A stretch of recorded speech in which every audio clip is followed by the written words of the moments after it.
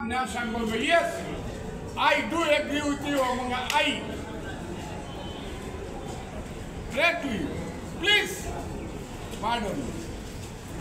আমাকে মাফ করুন। জামাতকে কারো মুক্তি বলে এটাকে 5 আগস্টে দিয়ে জামাত আমি এটা বলে তারা 5 আগস্টে আমার সামনে পাবেন না।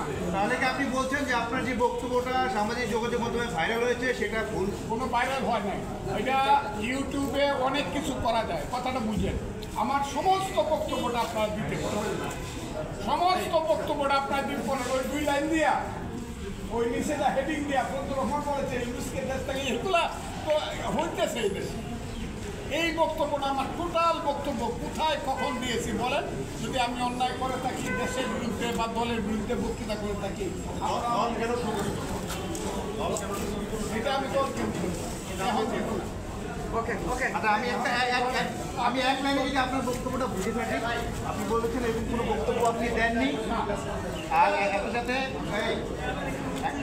এরকম কোনো বক্তব্য আপনি দেননি, এবং একই সাথে আপনি বলতে যাচ্ছেন এই বক্তব্যটা এআই করে আপনার জোড়া লাগানো হয়েছে এমন কিছু পুরো বক্তব্যটা শোনেন না, মানে পুরো বক্তব্যটা না ধরে আমার বক্তব্যটা সামনে না আপনারা বাজান।